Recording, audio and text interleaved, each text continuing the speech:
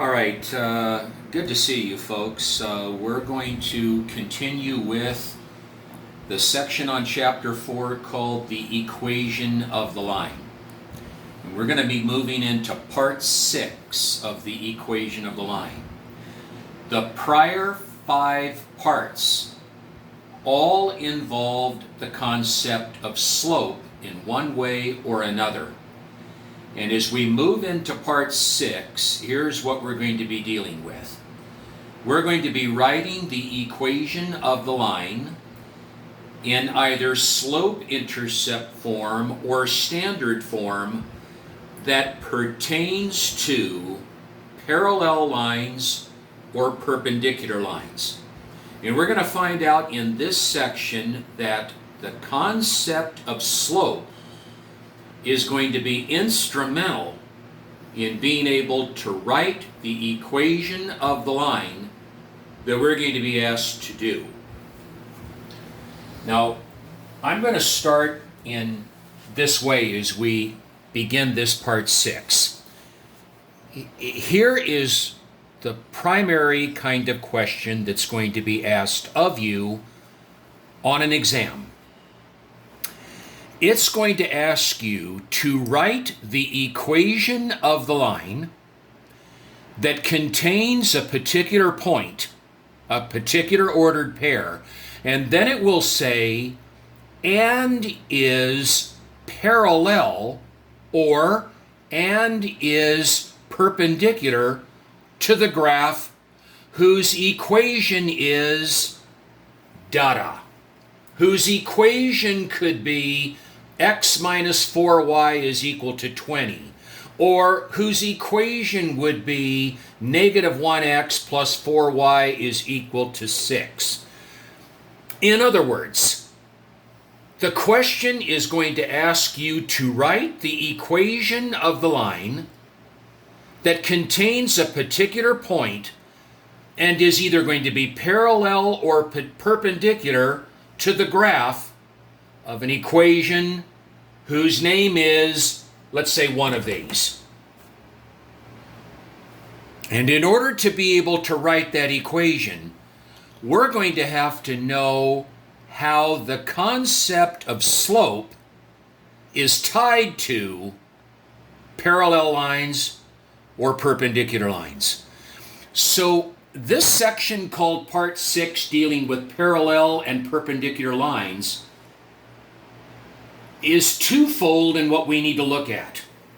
The first thing that we need to look at is how is slope used to determine whether the graphs of two equations would either be parallel or perpendicular. And so we're going to do this first. We're going to give you two equations, two like I kind of looked at in a prior little discussion that I just had with you.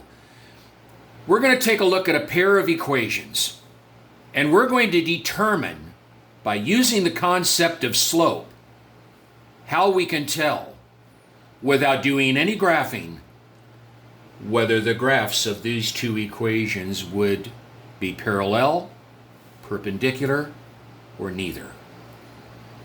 We're going to deal with the rule for parallel lines first. And we're going to use these two equations right here to promote the rule. First step.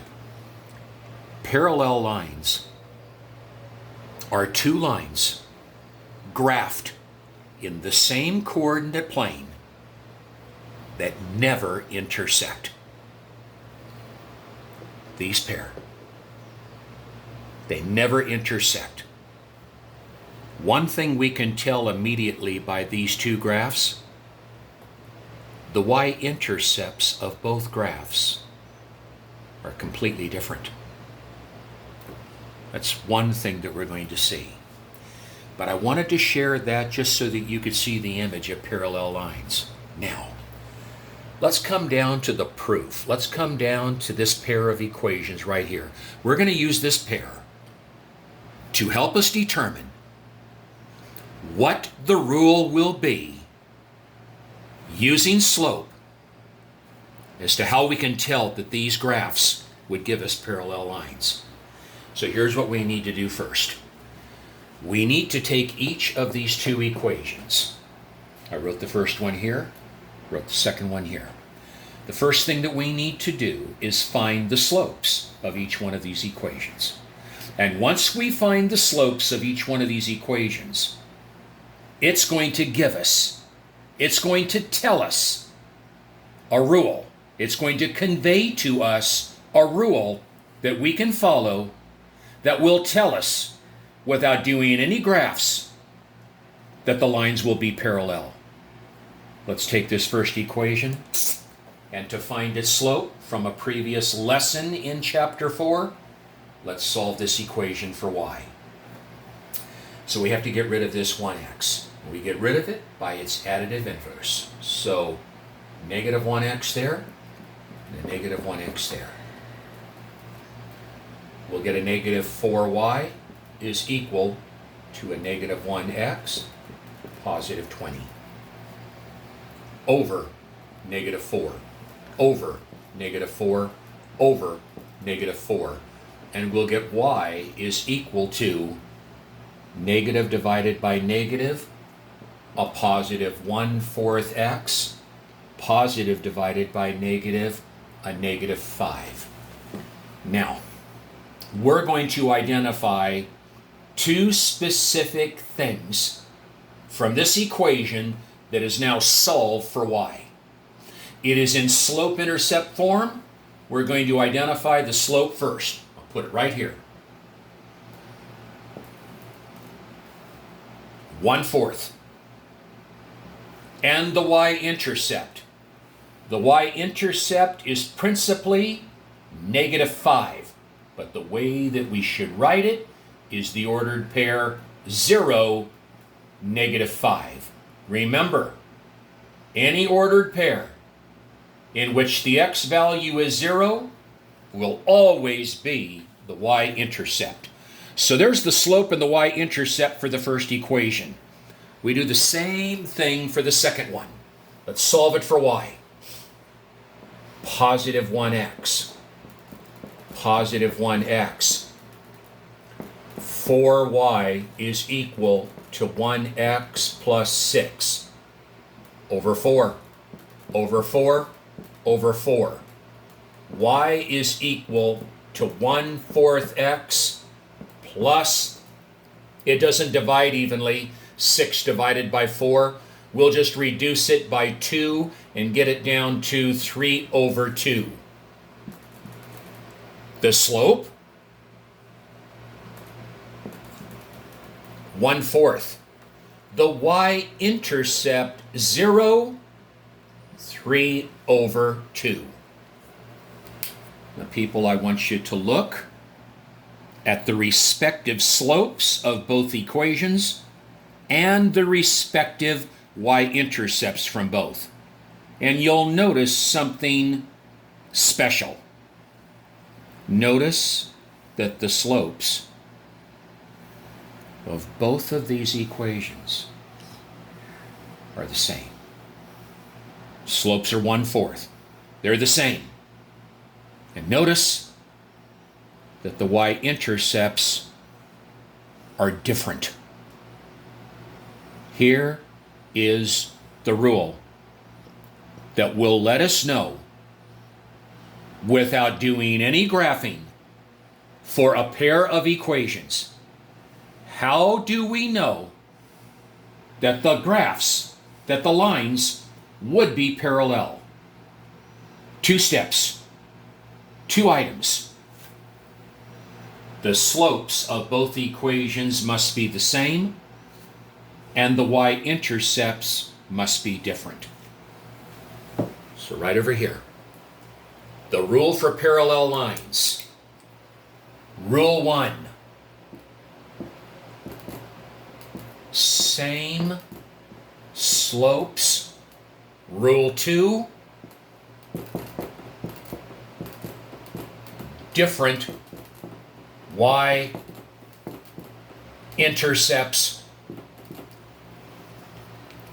If the slopes are the same, for both equations, and the y-intercepts are different for both, the lines will always be parallel. There's no graphing that you're doing.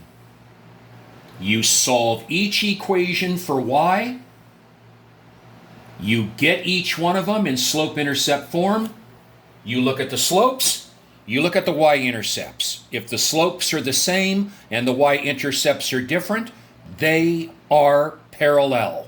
No graphing to be done. They will be parallel. So on the exam, if you're given a pair of equations such as this pair, and the directions ask you to determine whether the graphs of the pair of equations would be parallel or perpendicular, you solve each one of the equations for y, and you identify their slopes, and you identify their y-intercepts.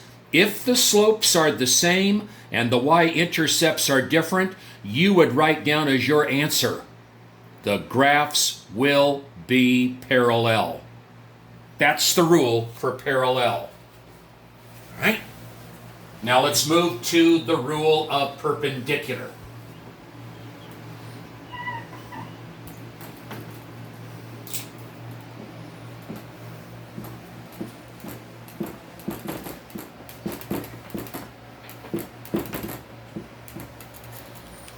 Definition first.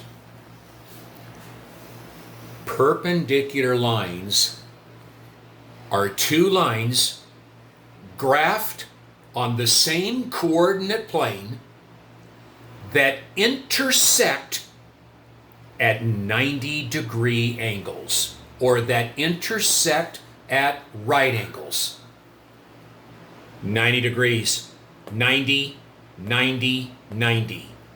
Two lines that intersect at perfect 90-degree angles are known as perpendicular lines.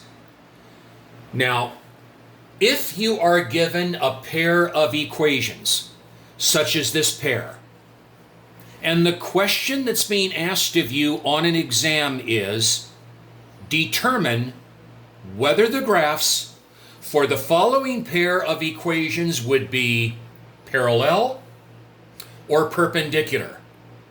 We already developed and came up with the rule for parallel. The slopes would have to be the same, and the y-intercepts would have to be different. What does the rule of perpendicular have to say?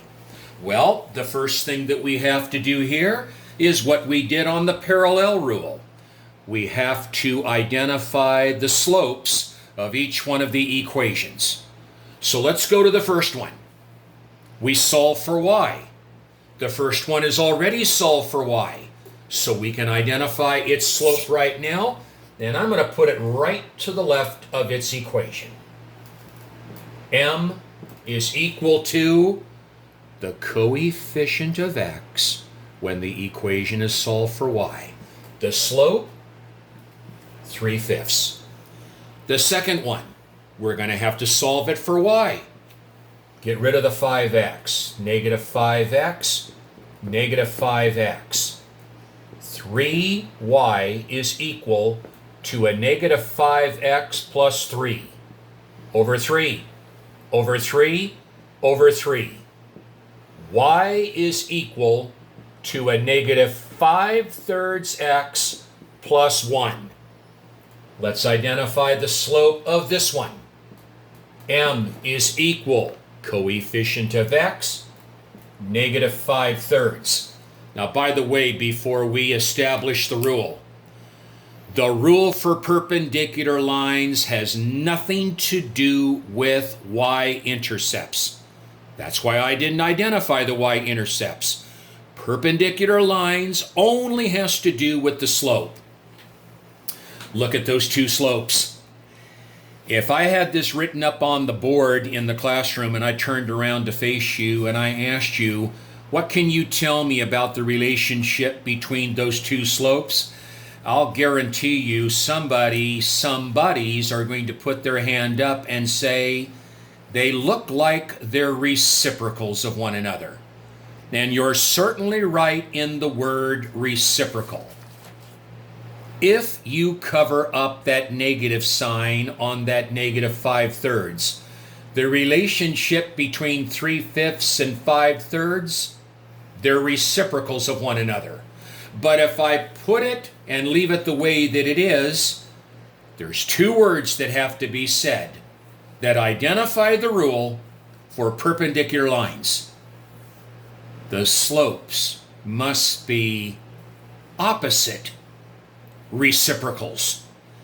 You see, this slope is a positive, this slope is a negative. So one of the words that must be written in the rule is the word opposite.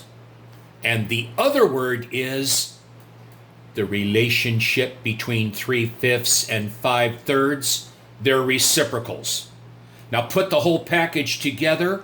The rule for perpendicular lines, the slopes must be opposite reciprocals. I'm just going to put this rule for perpendicular lines, just two words.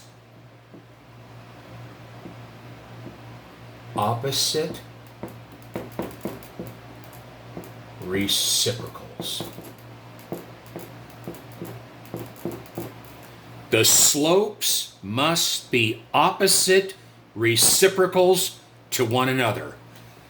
Now let me point this out so you'll really see what I mean. I'm going to bring these words in a moment.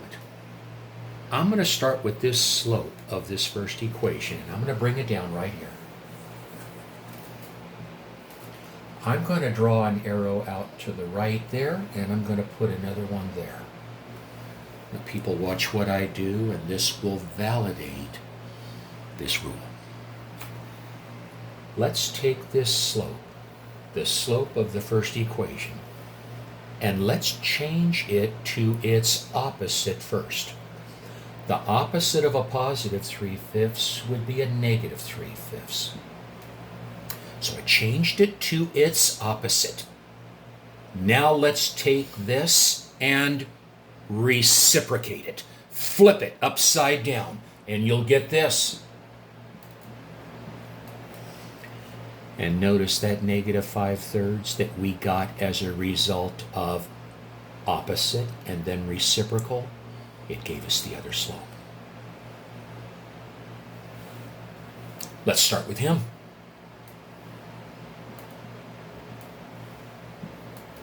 Let's take the negative 5/3 and change it to its opposite, a positive 5/3.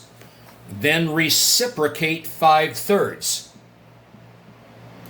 And by golly, that 3/5 matches him. The rule for perpendicular lines. The slopes must be opposite reciprocals to one another. Now I'm going to close this video off, and when we come back, we will then do part 6 of the equation of the line and write the equation of the line that is pertaining to either parallel or perpendicular lines. And what we just showed you here in the first of these two videos, you want to make sure that you know those rules. We'll touch bases with you in a few minutes. Goodbye.